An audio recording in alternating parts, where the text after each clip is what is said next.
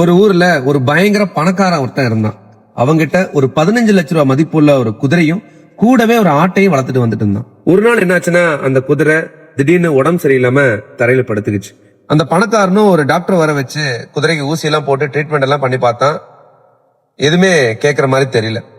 அடுத்த 15 நாள் அதே மாதிரி அந்த குதிரை நோய்வாய்ப்பட்டே கிடந்துச்சு.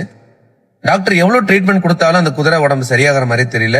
இன்னும் மெலிஞ்சு நிலைமை இன்னும் ரொம்ப மோசமாயிடுச்சு. எல்லா வைத்தியமும் ஃபெயில் ஆனதுக்கு அப்புறம் டாக்டர் கடைசியா ஒரு ஓனர் கிட்ட ஒரு வார்த்தை சொன்னாரு. இன்னைக்கு ஒரு நாள் பார்க்கலாம், நாளைக்கு இது எழலைனா ரொம்ப கஷ்டப்படுத்த வேணாம், விச ஊசி போட்டு கொன்றலாம் அப்படின்னு சொல்லிட்டு போயிட்டாரு. இதை கேட்டுட்டு இருந்த அந்த பக்கத்துல இருந்த ஆடு அந்த டாக்டர் கிளம்புனதும் அந்த ஆடு குதிரையோட காதுல போய் சத்தமா போயிட்டு சொல்லுது, டே எழுந்துடுறா, இல்லைன்னா நான் கொன்றுவாங்க, உன்னால முடியும், நீ எவ்வளவு பெரிய ஆள் தெரியும் அப்படின்னு பயங்கரமா மோட்டிவேஷன் பண்ணி கண்டிப்பா நீ நாளைக்கு எந்திரிச்சு நடந்தே தீரணும் அப்படின்னு பயங்கரமா சத்தம் போட்டு அதை மோட்டிவேட் பண்ணிட்டு இருக்கு. அந்த ஆட்டினோட வார்த்தைகளை கேட்டு குதிரைக்கு எங்கிருந்தோ ஒரு தெம்பு வந்துச்சு போல மொத்த பலத்தையும் திரட்டி உடனே எந்திரிச்சு நின்றுச்சு. இத பார்த்த ஓனருக்கு ஒரே ஆச்சரியம். உடனே டாக்டர் கூப்பிட்டு பார்த்தான். குதிரை இப்ப ரொம்ப சூப்பரா ஹெல்த்தியா இருக்கு அப்படின்னு அவரும் சொல்லிட்டாரு. ஓனர் சந்தோஷத்துல துள்ளி குதிச்சான்.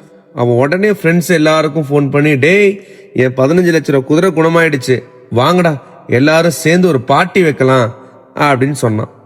அப்புறம் என்ன சொன்னான் தெரியுமா? ஆடு ஏற்கனவே இங்க இருக்கு, நீங்க எல்லாரும் குடி சாமானத்தை மட்டும் எடுத்துட்டு வாங்கடா, நம்ம ஒரு பிரம்மாண்டமான விருந்து ஒன்று ரெடி பண்ணிடலாம் அப்படின்னு அந்த ஓனர் சொன்னான். மாரல் ஆஃப் த ஸ்டோரி என்னன்னா, சில சமயம் சும்மா நல்லது செய்யணும்னு நீங்க கொடுக்கிற ஃப்ரீ அட்வைஸ் தான் உங்களுக்கே வினையாகி நீங்களே பலியாடு ஆக வேண்டியிருக்கும். ஸோ கண்டிப்பா ஃபாலோ பண்ணிட்டு போயிடுங்க. தேங்க்யூ.